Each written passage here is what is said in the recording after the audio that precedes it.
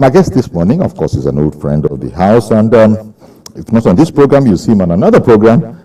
It's been quite a while. We've jammed together, as they say. Dr. Jide Johnson, Chief Lecturer, Nigerian Institute of Journalism. Dr. Johnson, as always, great to have you. It's a pleasure to share the platform with you, Uncle Yori. My pleasure. Even though we always say we shouldn't call you Uncle on set, but in Africa, we still stick to tradition. We still are Uncle. So good morning to you, and good morning to our viewers all over the world. Indeed, thank you very much. Well, Dr. Jide, as you know, the security situation is what it has been. It's exacerbated by things like hunger, anger in the land. I don't know, we might not even go there today, but allegedly, former military president Babangida is reported to have said some things that it doesn't seem as if former heads of government speak in that way, but you can't trust social media for what it is worth. I don't know. We might touch on that or not, but President Tinubu and 36 governors, it is reported, are actually agreeing on state police and a war on the food crisis. Now, the one that is a bit of news is, state police. That's what just about every other viewer on our station calls for. We'll come and look at that, but we have this background report. Let's take this report, we'll come straight back to studio, and of course, we're going to include your calls. The meeting between President Bola Tinubu and the 36 state governors ended with critical resolutions that will provide solutions in the interim and in the future. The food crisis has piled pressure on governments at all levels and also threatens national security.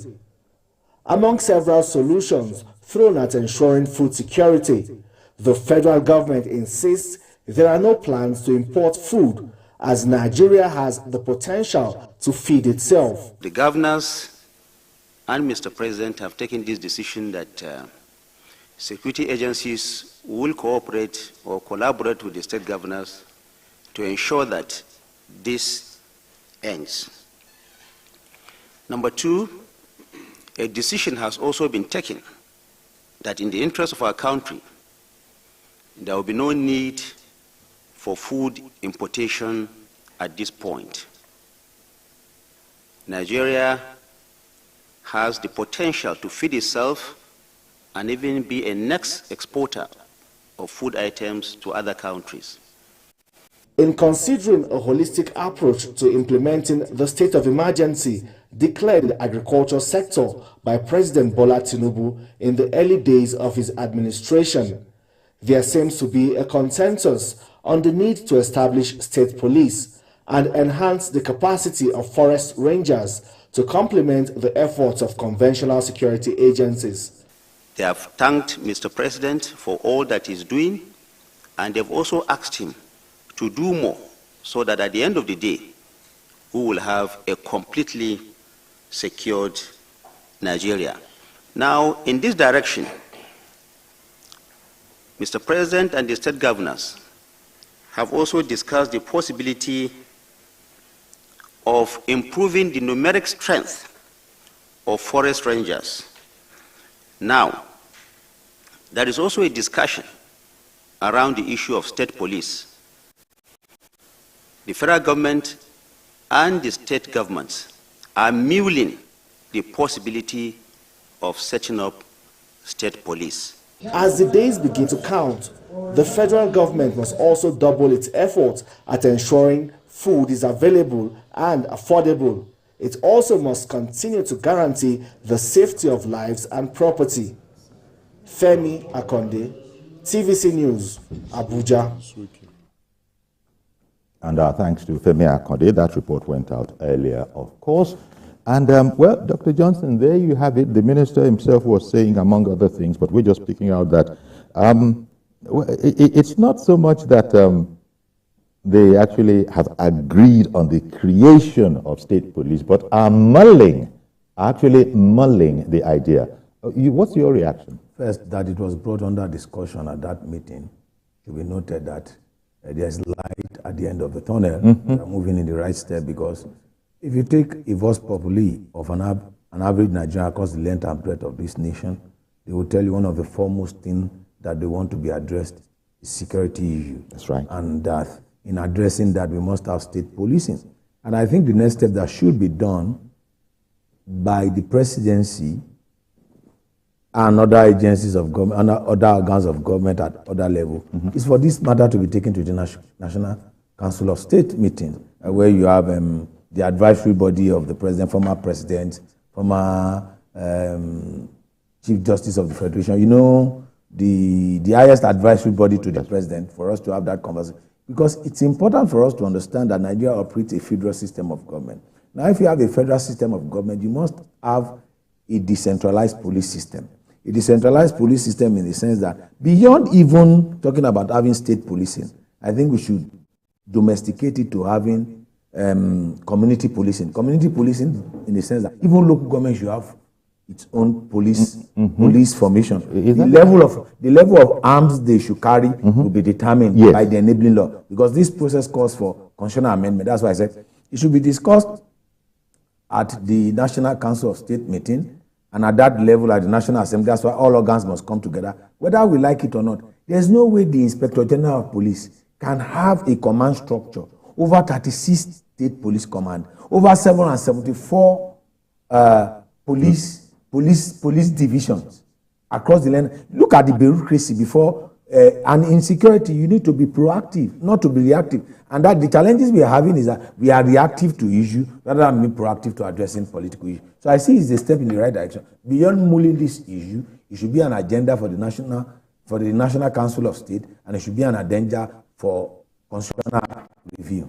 You know, there seems to have been a fear of state police, and the argument by those who are cautioning against it was that, they can be put to political, nefarious political use, and that. But you were saying that even beyond this, they might want to even consider a step further to, is it not the kind of thing that the Americans call county police? Exactly. As opposed to county police, state police, and then federal. Exactly. In America, you have the state trooper, which is the state police. You have the county police, which is headed by a sheriff, the sheriff is elected, is a local, he grew up in the environment, knew the environment like the back of his hand, knew the environment, nooks and crannies of the community. So he's part and parcel of the community. He cannot superintend over crime in his community. He wants to prevent crime. At the state level, you have that. And at the federal level, you have the Federal Bureau of Investigation, which is similar to what we call the DSS in Nigeria, which Department of State Security, which actually is the State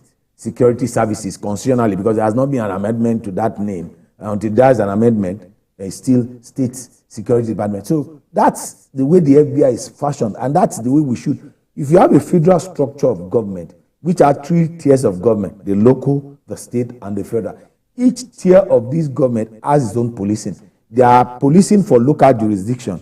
They are policing for state jurisdiction. They are policing for federal jurisdiction. So the jurisdiction will be determined by whatever agencies we set up and whatever enabling law we put in place. There's nothing that is not subject to abuse as long as human beings are involved. What is not subjected to abuse? Exactly. However, if you put institutions in place, if you put checks and balances, those abuses will be addressed. And just continuing on your theme here, where there are those different levels of policing, there still is interaction with the federal, because you hear that it doesn't matter if it was in a council, you can actually commit a federal offense, whereupon in that individual agency takes over that issue, and that's what we need, and that's the conversation moving forward in the sense in addressing this security issue. For example, in my community, I've said it over time. I've lived in my community for more than 40 years.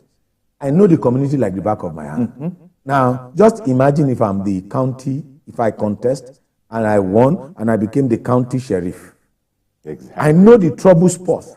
I knew the red zone in that particular area. So what I need to do, I know. I don't have to think. Yes. But if you bring me from, let's say, from Enugu State to Lagos State to come and be the DPO of that area, it will take me time to have the reconnaissance of that particular environment. And that's what we are talking about. There's a need for us. In addressing the complexity and the diversity of the nation called Nigeria, we must, as a matter of fact, go for state policing and put in place. All those that are entertaining fair, we put in place those checks and balances. The level of jurisdiction will be determined, and there will be an overlapping role between the state, the local, and the federal agencies. And the federal agencies will be there to curb the excesses of the state policing, where they are there. Exactly. And then you have the court system. Because the citizens make up the police, and where things are working fine, police have been arrested. Yeah. You know, I think it happens here too. Sometimes they bring the police in, but wherever in the world, a police can commit an offense. It's not like we have at the moment where, unfortunately, some bad eggs consider that they are a law unto themselves. But at least in recent times, we've seen the police itself sort of check on some of those bad eggs. The excesses of the bad eggs. Yeah, there's no doubt that there has been some level of transparency in the way the police has been managed over time. Even with the advent of social media, you know, any bad action by any individual is usually projected. The community is able to assist the police in, because the basis of fighting crime is prevention. You can't control crime. By design and by nature, human beings are crime-oriented. However, you prevent it from happening. And that's where the issue of different levels of policing should come in. Different level of policing should come in.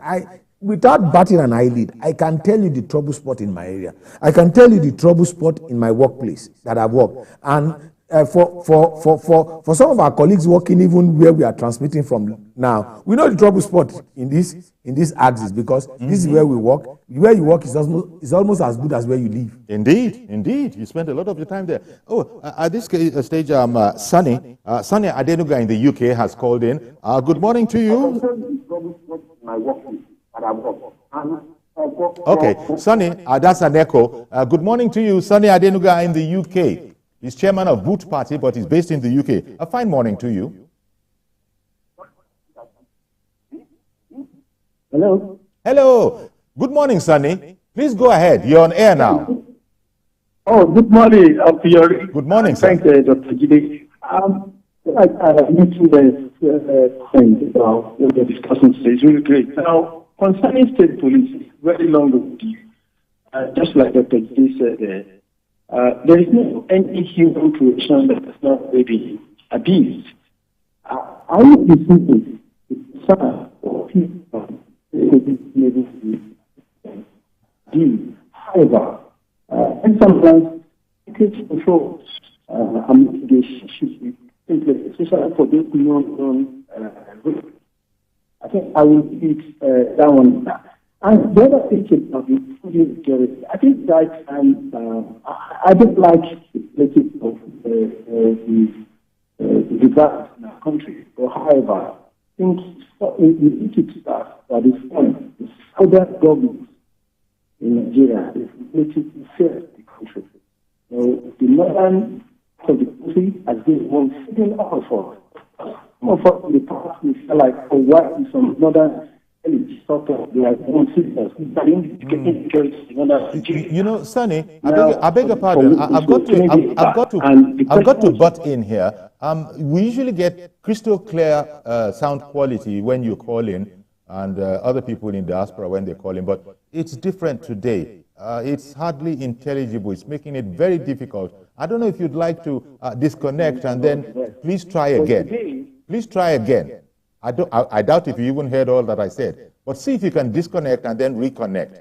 Thank you very much, Sonny Adenuga in the UK. But the one bit that I could make out was his opening sentence along the lines of, it is long overdue, and that he agreed entirely with what you had been saying.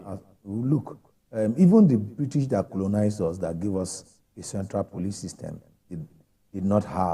does not operate a centralized police system. That's right. It does not operate a centralized police system. And look at the landmass, the size, the complexity, and the diversity of Nigeria, and compare that to that of Great Britain, that has decentralized police system. And look at it's clear, it's evident that moving forward, addressing this security issue, we need to domesticate it. Indeed. We need to bring it to the state level. We need to bring it to the local level. When it talks about what type of firearms they can carry, then we begin to have that conversation. Yes, we can have that. And then there are structures with you how to acquire firearm through the Office of the National Security Advice. All of these details will be worked out, and that's why it must be discussed at National Council of State meeting, and then we must put in a bill before the National Assembly for us to have it. Because those moves will be fast-tracking this idea, exactly, as you say. And, well, clearly security is a big issue. It's arguably gotten worse. The police are doing their best. The police, as they are now, are doing their best. And no doubt this will go a long way, according to experts that have been commenting on this particular issue. But then they go a step further and talk about the states getting the nod, so to speak, of, strengthen the forest guards. Because we find that the forests suddenly have become havens for all these criminals, especially those in kidnapping, especially the kidnappers. So the idea of, alongside the idea that is being mulled, as you said, beyond mulling it, can you please move forward to the next stage? Now, forest guards, strengthening. It's part of the same good news about now frontally addressing domestic security issues. The challenge we have is that we have some structure provided, some institutions. I recall while we were younger, we used to visit some forest and you see those forest guards and what have you. And then you recall that in Africa, we love games, and some of these games are usually gotten by these forest guards. And all of a sudden, you just discover that they are no longer forest guards, probably because we over-concentrate on oil. When agriculture was the mainstay of our economy, the forest guards were fully equipped and they were gainfully employed massively to protect the forest from deforestation, the cutting of trees, timber, you recall timber. That's right. Rubber tree, and the rest of it. So we grew up, if you grew up in the Southwest, and then you are familiar with the forest, you understand what we are talking about, then all of a sudden they have disappeared. And I think that we need to reinforce what was working. What were the things we were doing in the past that were working, that we neglected, and that we are not doing now, that we need to reinforce so that we can provide security for our people. We can provide opportunity for our people to go to. We complain about high inflation. We all know quite all right that the security challenge is farmers can't go to farm. Invariably, it will contribute to the inflation because fewer goods, much money will be pursuing fewer goods. And it's basic economics 101. When you have too much money pursuing fewer goods, it leads to inflation. When the money becomes higher and the goods become fewer, and over the years, the average you have made have been reduced as a result of banditry, insecurity across the length and breadth of Nigeria, kidnapping and the rest of it, which had made it impossible for farmers to go to their farms. We face what we are facing. Exactly. I wonder if the forest guards, as that you were talking about, and that Nigerians that are old enough will understand. Nowadays, a lot of youth are in the urban areas. I wonder if there's any relationship between that and what is referred to as, is it forest rangers in other climes? Yeah, forest rangers in other climes. Forest rangers in other climes. That's in America, they call them forest rangers. For example, to preserve the ecosystem within the forest. One of the challenges nations have is deforestation. People cutting trees or killing animals that are threatened. Right. And that's why you have those forest rangers to preserve the ecosystem of the forest, invariably protecting human from extinction. So the environment, when the environment is protected, we are all protected. But the thing is that the forests will, if you can strengthen them as is being proposed now, it's like the forest will now be perhaps better patrolled. Exactly. Much better patrolled. Where do kidnappers use? Where is their safe haven? Their safe haven is the forest. Yes. And it's because we've lost track of guarding the forest as a result of not paying huge attention to equipping and employing a lot of forest guards to guard our forest. So, well, good news, I think. Most people will agree, but you sort of indicated how beyond the positivity, there still is action to show that there's the intention. There's intention to carry it through, and you've enumerated those aspects of it.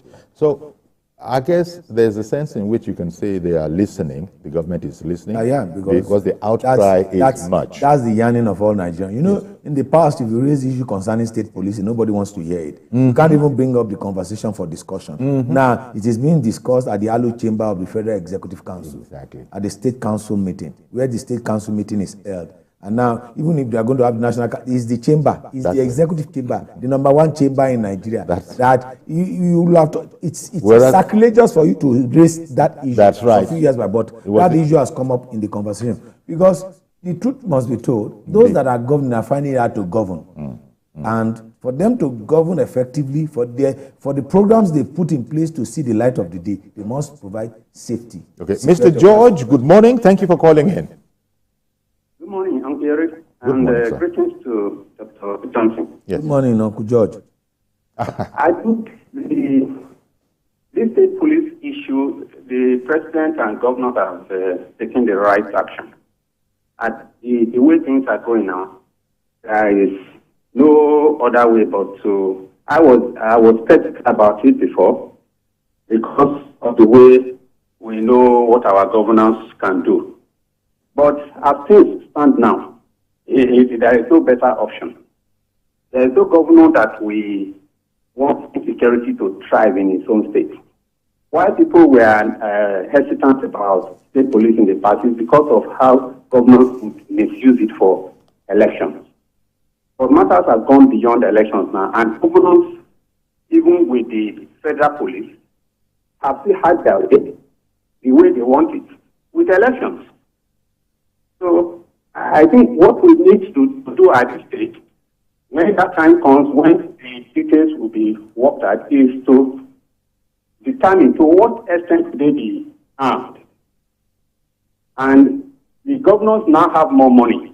In the past, we could say, would they be able to pay the police and fund them when they cannot even pay minimum wage? Now they are getting about 3 times what they were getting before. Indeed. So they can have the money to fund the police now. Indeed. So it's a step in the right direction. That's just what I want to say. Until the details are being worked out, we'll see how it goes.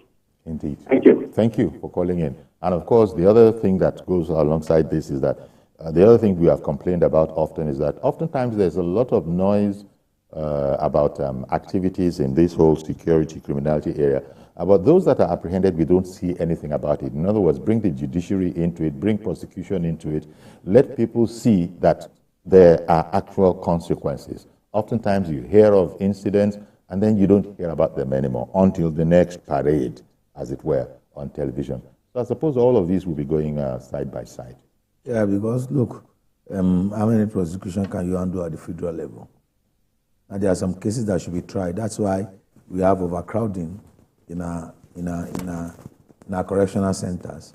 A lot of people are waiting trial because who is the prosecutor that will prosecute them? What type of offenses have they committed? Look, once you domesticate it, you decentralize it to the local level. There are local crimes that involves fine rather than going to jail. Look, I'll give you a classic example. Look at the task force on environmental in Lagos. Mm-hmm. Look at the LASMA. It should be part and parcel of the state policing system. So if you are talking Lagos wants to go into that, the task force on environmental, those that wear green and olive green and LASMA, automatically integrate them into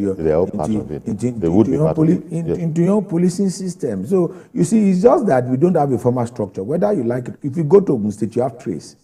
Whether we like it or not, there's an informal state policing system. It's just that there's no structure for it that we have. And what we are calling for is for us to have a proper structure. Mm-hmm. Mr. Abubakar in Abuja, good morning to you, sir. Good morning, Uncle Yori Folari. It's your boy, Abubakar Tinubu, calling from TW over here in Abuja. You're very welcome, sir. Thank you once again for another wonderful opportunity. Thank you. Uncle Yori, I have no issue with state police. I have no issue with it at all. But the problem we have is this. It is only at the federal level that we have a semblance of true democracy in this country. At the federal level, the legislature are independent. The judiciary are independent. But at the state level, is it the same? The state legislators, are they fully independent? The state judiciary. These governors have carpeted and pocketed local government. They are even less than sole administrators. So that's what we are saying. If the state police, these are governors who cannot even, majority of them could not pay minimum wage, let alone pensions and gratuities. And you arm people, give them weapon handling training, and you cannot pay them. What about the consequences of that? Okay. So there are a lot of issues. Let us start by, this is the right opportunity for Mr. President through the National Assembly to ensure the true autonomy of state legislatures, local government, and the state judiciary. Let us start from there. All right, These governors are the ones giving federal government problems. They release money for, they will not give them. Give them 2 billion for palliative, they will not buy. And everybody is heaping the blame at President Tinubu. What will the president do? He has tripled their allocations, but they are not replicating it in their various states. All the blame is due to the center. Thank you very much, Mr. Abubakar. Really appreciate your call. Those are some of the arguments, because, well, Abubakar said that I don't have any issue with it, but for that apprehension. I agree with Abubakar with respect to that we need to have reforms. And that takes us to the conversation which we are always running from, restructuring. There's the need for us to have a structure of democracy at the local government level. What we have is an aberration across the length and breadth of this country. You have a situation whereby the first tier of government, you don't have elected representative, but you have appointed representative of the people, caretaker arrangement. In a democracy, it's antithetical to democracy. At the state level, you elect the governor. At the federal level, you elect the president. You elect the state house of assembly member. You elect the national assembly member. At the local government level, you have caretaker arrangement. You don't elect the local government chairman. You don't elect the councillors who are supposed to be the legislature. So we must have a conversation side by side with state policing, call for restructuring of the system of government which we have. If we have that, then we have the magistrate operating at the local government level in terms of adjudication and dispensation of justice. We begin to address this problem. It's because of this too much centralization. That's why a lot of blame goes on the president. And the only way the president can reduce some of the pressure and the tension on his office, on his person. Look, which president have we elected that has not been abused? There's none. Because too much power, too much expectation has been placed on the center. Now is the time for us to decentralize this and let us hold accountable those that we are given responsibility to. If you devolve power to the local level and the state level, we hold the state governors accountable, we hold the local government accountable. The next thing with governors easily find to do now is that they put all the blame on the president.